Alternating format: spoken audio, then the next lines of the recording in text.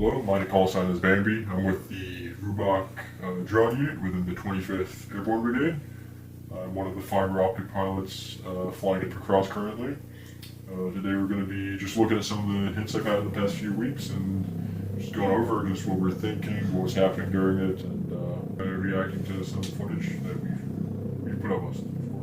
But yeah, we'll be looking at today. These are all going to be really shittily recorded because they were recorded off of a fucking phone in the video that deleted because there wasn't enough space on the goggles I received it to. So this is my first actual fucking FPV mission.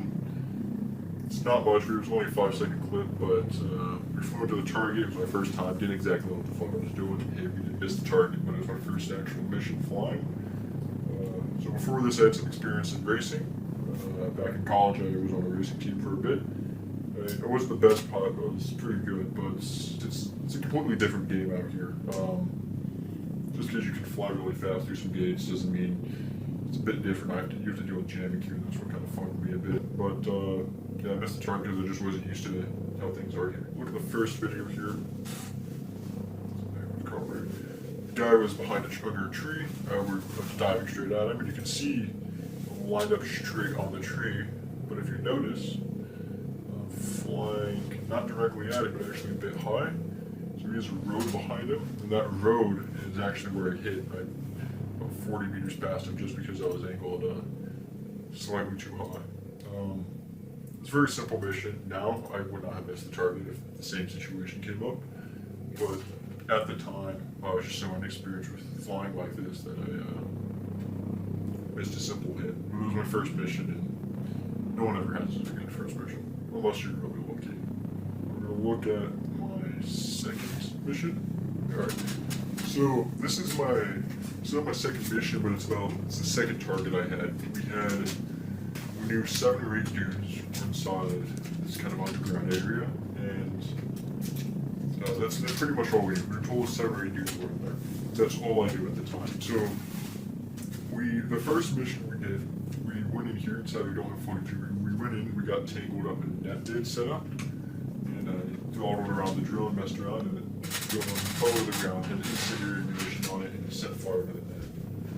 I was kind of just thinking, I didn't know, I didn't see any targets in there because it was a night drill with thermal camera, so you can't really see details. I had no clue. Like, I was looking at it, I didn't think anyone was in there at all. But we were told to keep flying on it. This was my second mission in there. We had another mission setting that on fire in this mission, but navigator got lost and we blew up some random house in Russian controlled areas. So this is my actual second flight on this target. Just work. So we're coming in slow here. It's a fiber optic drone, so you have to be careful not to cut your wire. I've got my navigator kind of just tapping on the screen furiously with this corner safe because we almost hit the top of the entrance, kind of flying a bit too fast here, and I see an AK at the end, and I hit right above it. That AK got completely fucking destroyed, but no one gives a shit about destroying an AK, so I'll go play it again. We're just going slow in. Once again, it's like my first time flying fiber optics. I had no experience with this beforehand. Right, and that's a pretty tight gap. So I'm not trying to hit the dirt behind me or below me as I'm flying over. I'm also not trying to cut my wire if it's on the dirt. It's not the easiest flight, especially with everything on thermal. You can tell a lot of the details blend in. So this right here that I'm passing under is the net that I destroyed earlier. Then I pass over. You can tell there's a mound at the bottom. I fly over and I see the AK, and that's what I decided to hit because, that's the only thing I saw in there, and I went to hit it. Now, after that flight, it's kind of a miscommunication. I was shown the replay, and it was pointed to the back left here, with a mound of dirt here, and I was told by my navigator that there was an entryway there, and that's what they were hiding behind. And then, I was thinking that I was prepared to go in and try to hit it on that area because I couldn't really tell, but he said there was something, so I trusted him. And then we sent footage from another team earlier in the day who destroyed the first net covering that position. And what they showed is that there's actually a mound in the back of it that they were hiding under. Heard it's all thermal cams, but that's what they And that's what I fly over right here. And if you see any of the white at the bottom, that's, some of that is people, but it's kind of difficult to tell. Yeah, another thing about flying like this is thermals are kind of funky to fly, especially if it's the first fiber optics you flew. You know, let's start out on thermal fiber optics. Now I moved on to daytime a bit more. What's like daytime now? But with thermals, you've seen everything in black and white, right? It's all heat signatures. So things like razor wire and a whole bunch of like fallen stuff, they don't show up that well like they do on just a daytime camera. So what happens is, on my way to these targets, you're supposed to be flying like 2-3 meters off the ground, but I didn't know the terrain in front of me that we're flying over. We had all these power poles, so I was actually flying quite high above stuff because I couldn't guarantee I could get below them without crashing. So I was flying really high on these missions, which now I wouldn't do that now that I know the area in front of me and I know where barbed wire is that you can't see on the thermal cameras easily, so I could go around those obstacles now easily during the night. At the time, I wasn't confident on it, so I played it safe and flew really high up. Not exactly supposed to do that, which whatever. Then we get to these targets. It's kind of difficult to fly fiber optics, in my opinion, more so than FPVs. With FPV, you can kind of just set your controller down sometimes, or your radio down, or you're flying towards your target. If you're flying up, it's, honestly, you don't have to pay too much attention. With fiber optics, you're constantly paying attention for the entirety of the flight. That's the thing about it. If you lose focus for a bit, you'll crash into the ground because you're flying low. You could run into something. It's a lot more focus intensive. If you're going the same way, I think I'm flying quite a bit slower at the start because I don't want to be much more careful. Over, and my navigator is once again using this stick. That's what navigators do. They just tap on the screen and tell you exactly where to go. Really useful. It doesn't seem like it at this time, but like I mentioned, so much useful because you're just focused completely on flying, not crashing. We get snagged a bit there on something, that's just the cable, and then we're above target. So we have target there, that's the dude's AK. You actually see that thing move just a tiny bit. Then we dive down, you can't really see the details, but all that white heat signature, that's heat from a person. And yeah, those are all people right there. So as you can tell by the screen going black, that means the drone's no longer connected to us because it exploded. You just dive down and right on top of them, the Thermobaric warhead. Yeah, it was messy. By the way, what a Thermobaric warhead is, it's I'm not an expert in munitions, but Thermobarics are really fucking nasty. A lot of bombs they kill by shooting shrapnel with metal into you. Thermobaric, when it first goes off, you've got this, it's kind of like a flammable gas gets dispersed very quickly. And a split second later after the gas has been dispersed, everything ignites. And those of you who know a bit of high school chemistry understand that when something ignites, it takes oxygen. That much, it's essentially all the oxygen just gets sucked out of the air very quickly. It's really good for internal injuries. If the Thermobaric goes next to you, it's really deadly indoors because take all the oxygen out of the confined place really quickly. Dudes, lungs get completely fucked. They get like ruptured or some shit like that. But people get fucked with the Thermobarics inside. And we landed on top of a whole bunch of dudes. At the time we were pretty happy because we hit the target. And we couldn't exactly tell what we hit. Command had said that everything went off because they had a manual feed watching the position. And it wasn't until about 2 minutes later we heard command over the radio calling out there when they took casualties. The weapons did. And I don't know much Ukrainian, but I hear words Dvisty, Tristy, and I hear some numbers before that. I understand that means someone's dead and someone's wounded. It turned out 3 Russians got killed, 3 dudes got wounded. That was the first time I killed someone. We're all pretty fucking happy because that was actually a really good success for people who are not. I'm a pretty good pilot on his first night on position. So yeah, it was the reason we knew they took casualties when they were in the bunker is because they were calling out on a radio for it. They're calling out to the Russian commander saying that they were taking casualties and they needed evacuation. And then, yeah, that was for these targets, that was it for me hitting them. Our other team, when morning came after them. And from what I'm told from our guys who were awake at the time, the Russian There's like one rush to the left. Last rush, he was fucking calling out to command, asking for a vacation, saying he needs evacuation, and his dudes had hit in the most stupid fucking hole that we could hit, and then they were just begging for evac once all our guys get fucking schwacked. That one last guy, he made it out as far as I'm aware. He hit in a building that we didn't know where, and from what I'm told, yeah, we never killed him, so I assume we made it out. And then the next team that went into that position, the next Russian team, hit in the stupid building next door. And they did not have a fun time either. The next day, when I woke up, command ordered us to fly this FPV out to the same town that Owen was in. We were supposed to hit something, and something for some reason it got canceled. I don't know why, I was never told. And then they just said turn around, and then they pointed out the position we hit last night, and they just tapped on the screen and said go. Zero chance we were going to hit it. It's a difficult hit, like flying from a couple hundred meters out trying to land in that narrow gap. Especially if someone's all the way at the back, you're not going to kill them with that. It's a common theme with all these videos is you lose video of the drone really far from the target. This was a video from my second rotation. We started getting a lot more fun hits and stuff. And the common theme with the Russians is the Russians, they do a lot of stupid things. So one of the things they did is smoke cigarettes outside. I guess we'll call this as smoke and kills. Two idiots decided to smoke cigarettes outside when we had drones up. The drones were far away, they could definitely hear it, but they decided they wanted to smoke cigarettes outside, didn't care. We went after them because they gave away their position. It's actually building one of our other guys that had hit the year prior. Killed some dudes in. And this is it. They fly over some trees and get into a kind of tight spot to get with a fiber optic. Running a bit low on batteries, we're still 3 volts a cell. When you get about 2.8, it's bad. We go through the window, it's very difficult to crash. And kind of, you gotta drill up a pool. So it's really hard to get in through these tight spots, especially the drill. Window wasn't too bad, then you got a spool connected to you that you don't want to cut, and then you also got that there. So instead of like turning to the left and look down the hallway and then go and turn, whatever, I just decided to strafe to the left to get over there.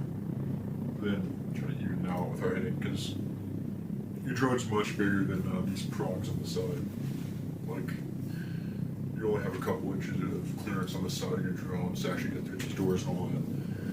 But another thing we're having to pay attention to is the first fiber optics we flew, they had impact detonations on them, so we smacked into something, it could feel like the G-force and then it would go off.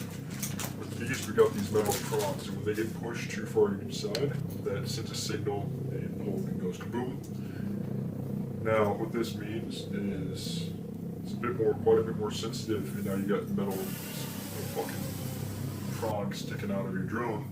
So if you touch something with it, it goes boom. So it's a bit more difficult to fly in narrow spots. So I make it through the door, the second door, right? So go through the window, go through the second door, kind of shake it a bit, getting it through all that, kicking up a lot of dust, because these things, they're heavy, those props are going fast, and you're just throwing dust everywhere. Once again, strafe to the right. And from here, as I was talking to my navigator, trying to figure out what we were supposed to do, I was asking, do we hit, do we hit? He's speaking Ukrainian a bit.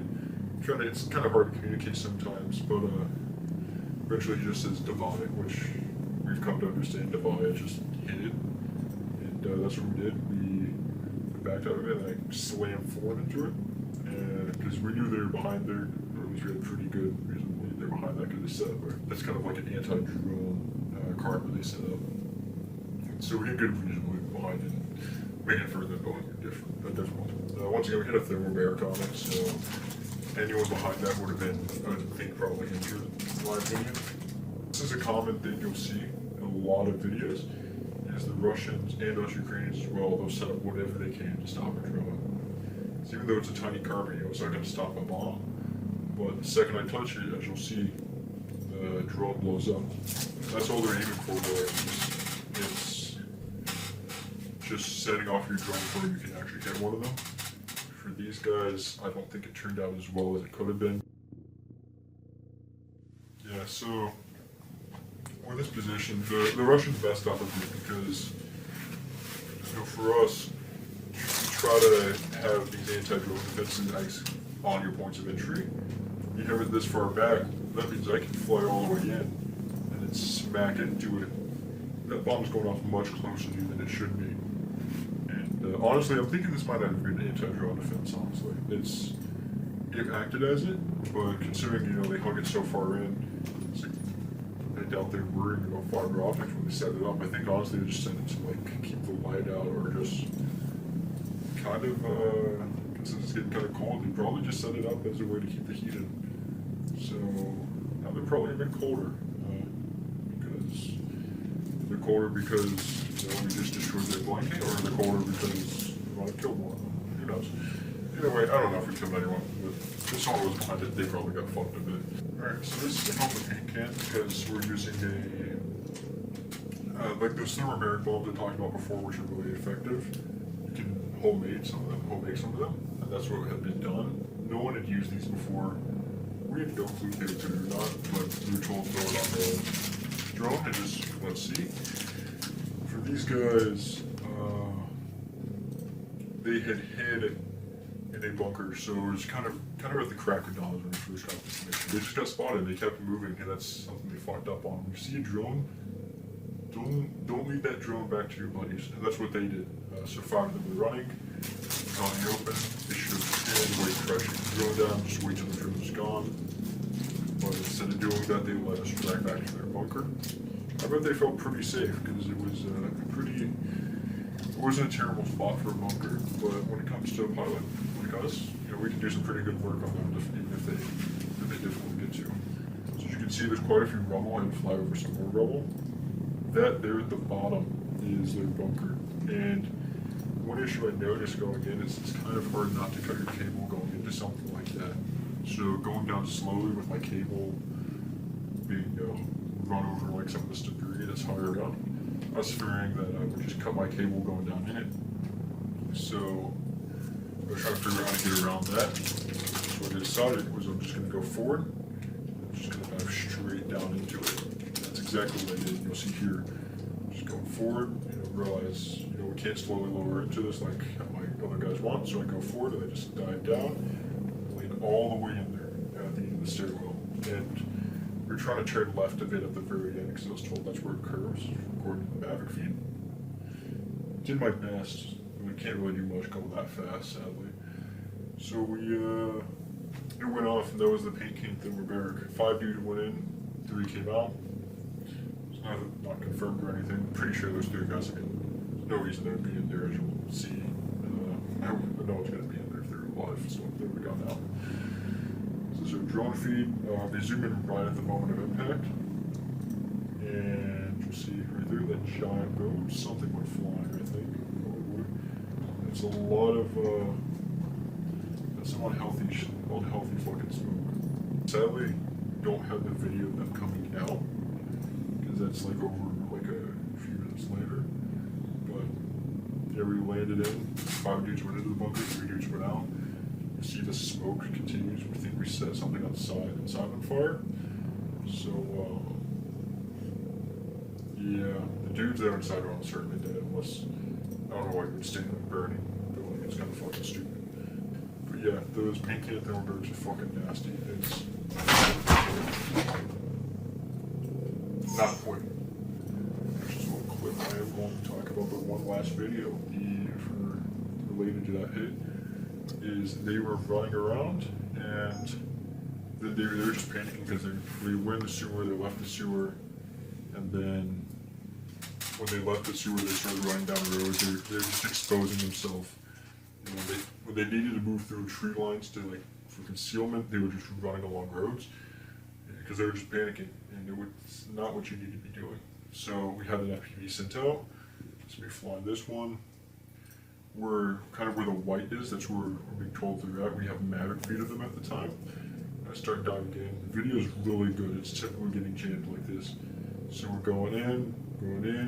I'm flying right at the dude. He's right where I'm about to hit. And video cuts, and I hit right next to the dude. Or as far as we can tell, based on the video. We're watching the Maverick feed waiting, and we see the dude run and just jump into that trench on the right, whatever that is. He jumps into a hole right, and then that's where he realized drone didn't ever go off, something was false with it. So we landed right next to one of them, and he just got really lucky that day. was really unlucky to be hit by that many drones in a short period of time, but he was lucky because he would have died had that thing gone off. So, yeah, he was one of, he made it out. I don't know about his buddies, I'm pretty sure they got hunted out. It's the other team going after him that's pretty good. But, yeah, so far that's the first, couple of targets we pursued multiple times. Typically it's like kind of a one-off thing. For these two targets, they were juicy enough that we went after them multiple times. Yeah. Compared to the, oh dude, the fucking piss bucket. There's more than just piss in that shit, dude. I gotta show y'all that shit. The piss I don't want to see the piss bucket. Talk more about the piss bucket. Dude, that fucking piss bucket was so fucked, man. It was... God, I was taking shits not even 5 feet from that thing in my fucking... Hey guys, like and subscribe for part 2 where we show the piss bucket.